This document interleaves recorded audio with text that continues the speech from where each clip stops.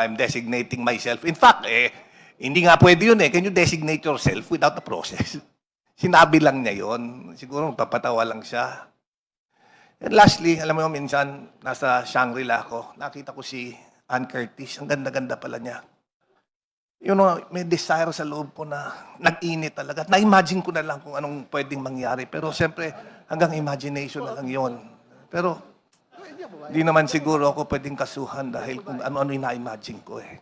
Madam, There is Happy nothing Women's Month, Chair. sexual dun sa sinabi ko. Nothing immoral. It's just, I said, may na-imagine ako. Just for clarity, there are two words which was uttered. I want to know, which was offensive? The word desire or the word imagination? Madam Chair, point of order, Madam. The Honorable Suntay is reminded that... Point of order. Honorable po? Madam Chair, so again, since we were able to play these videos, we better understand the context of what had happened, what was said, and it is up to the committee to decide whether or not this is sufficient in substance. We are not debating whether or not there are grounds for impeachment yet. It's more of whether or not there's substance in what was submitted.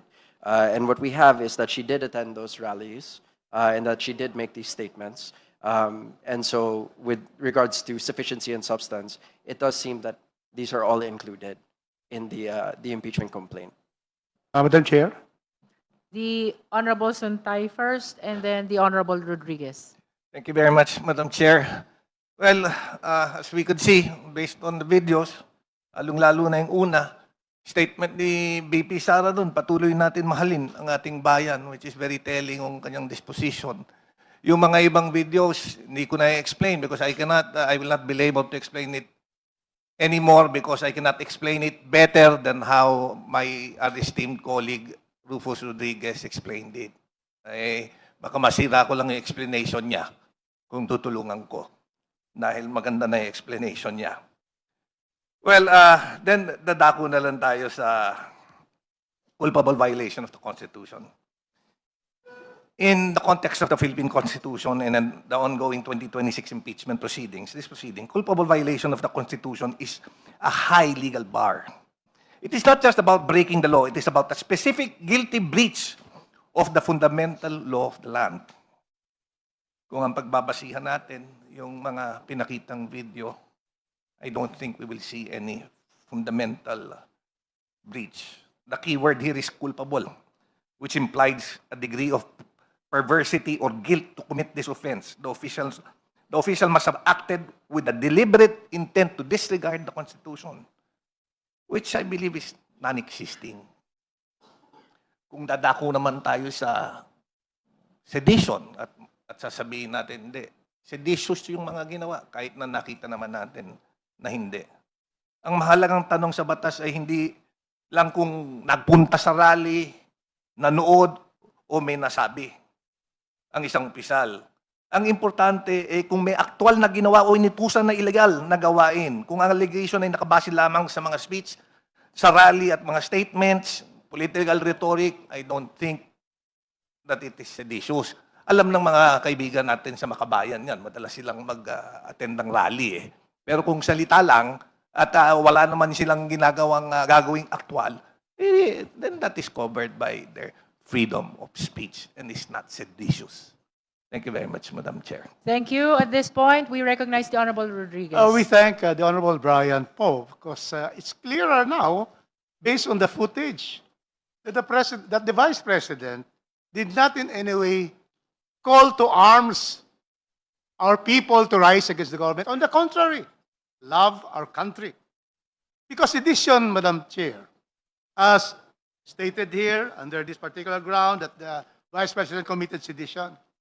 Sedition is committed, Madam Chair, by inciting through speech. No, we never heard any speech there. Writing or action, revolt or insurrection against established government authority, nothing. So therefore, the first allegation that the Vice President destabilized the government has incited sedition is not, or insurrection, because in that rally, even the President, former President Duterte was just saying, do not do all these things, do not spend this or that, and don't do these things. And very clearly, VP Sara did not speak there. So that's the first one. So therefore, how can there be an action for sedition? Next, Sara took part in the prayer. Yes, she was seen there in the prayer with Kibuloy, but she did not. She did not issue malicious statements to malign the legitimacy of the president. Nothing in that particular section 11, section 111.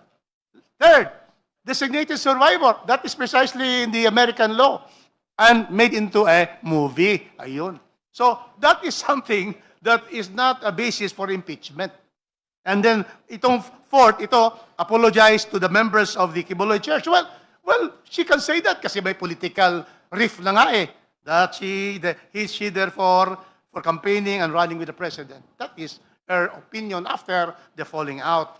And lastly, yung sinabi doon niya sa interview, well, this is, coming out from political noise and political passion na gusto kong tanggalin, desire, and then I imagine myself imagining. So all of these are all on desire and imaginations. Nothing actual, nothing that is clearly impeachable. Thank you, Madam Chair. Thank you, Honorable Rodriguez. The Honorable Flores. Thank you, Madam Chair. Madam Chair, I just would like the endorser to clarify, based on the statements also made by Congressman Rufus, na individually, taken individually, totoo na parang wala ngang inciting to sedition or seditious statements that were made. Pero taken together as a whole, di ba? Parang meron din eh. May foul din, no? Why would you be present in all these actions calling for this and that? No? But that's if we take it all together or collectively or as a whole. No? I would like to hear the comment of the endorser. Thank you, Madam Honorable Chair. De Lima. Yes, context is very important. So we cannot just deal with this based on the individual allegations, but the totality of it all. We cannot just downplay the presence of VP Sara dun sa mga rallies na yon na clearly ay naghihikayat tungkol sa yung continued existence of this government, of the president. Kasi nga, in those rallies, she never disowned, she never detached herself from those statements. Also, yung sa designated survivor, it's clearly galing po sa kanya yun. Hindi lang po ito interpretation ng media or interpretation of anyone else, but she herself says that she is a designated survivor. Anong ibig sabihin kapag dinedesignate mo ang sarili mo as a survivor?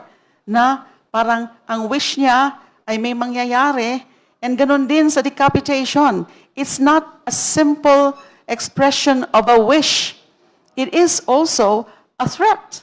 And it goes to the stability of government na meron siyang mga sinasabi, meron din siyang mga sinasaluhan na mga activities at mga rally na she was not detaching herself. Hindi niya dinidisown na yun ang mga sinasabi in those rallies. So you're correct, the Honorable Flores is correct, that this has to be taken in totality, the circumstances, those incidents. And the context is really very important in scrutinizing this particular ground. Thank you.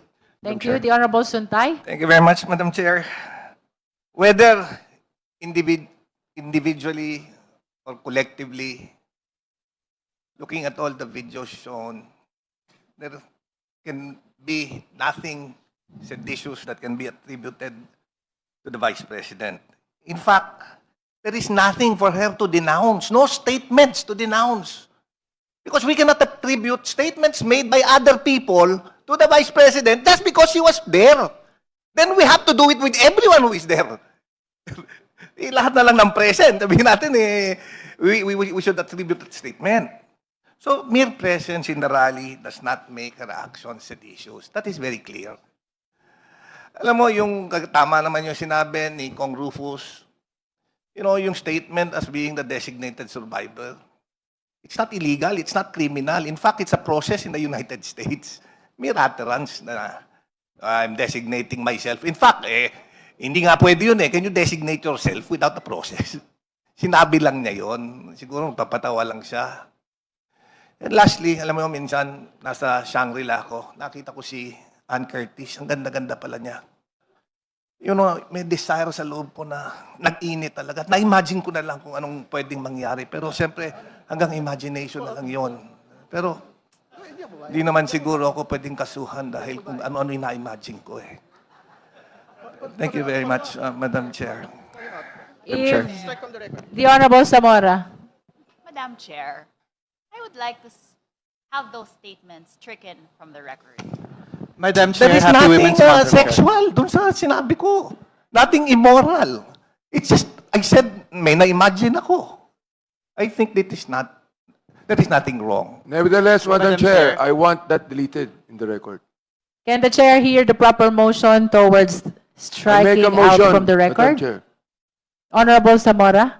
Madam Chair, I move to strike those statements from the record. Objection, Madam Chair. There is a motion to strike out from the record the earlier manifestation of the Honorable Suntay about his imagination upon seeing Ann Cortez. Do I hear a second? I second. Second, Same Madam has been Chair. seconded. Is there any objection? The same has been objected to. Let us now divide the House. Those who are in favor of the motion, please raise your right hand.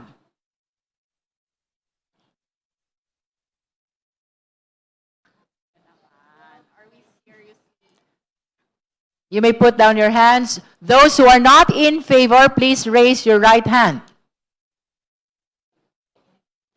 Those who abstain, please raise your right hand. Just a short manifestation, Madam Chair. I just want to put on record that we cannot censure The Honorable anything which Suntay is illegal, enjoined which is from not further illegal making or manifestation immoral. until we resolve the motion. Order, please.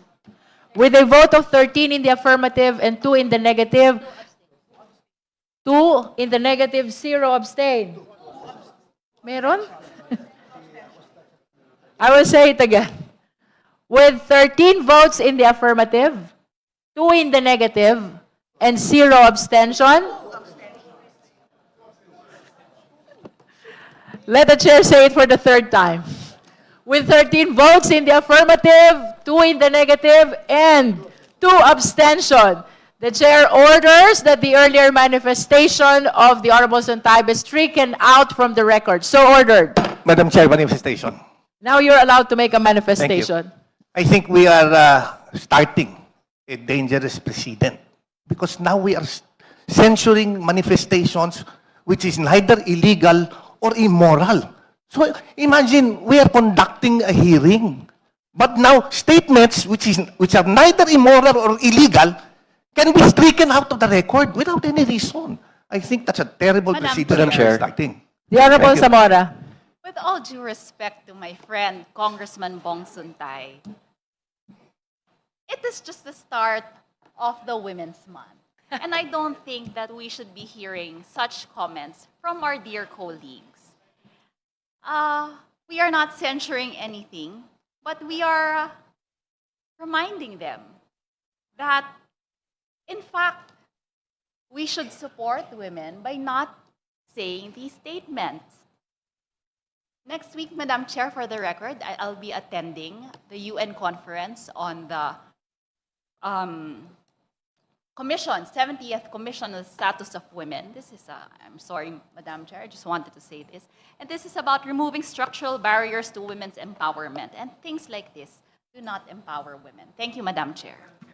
The chair Yes. would like to state that if the manifestation of the justice member offends the sensitivity of the justice members, then it means that we are crossing the boundaries already. Madam Chair. After all, we rule here by the judgment of the justice members. So I hope we respect the decision of the majority of the Justice Committee. Madam Chair, just for clarity, there are two words which was uttered. I want to know, which was offensive? The word desire Point of or the word order. imagination? Madam Chair, point of order, Madam. The Honorable Suntay is reminded that Point of order, Madam Chair. Point of as to order. whether or not the manifestation is indeed No, because suggestive I just want to know what is Madam being... Chair, point of order, please. The Point chair of order. is I'm addressing the committee.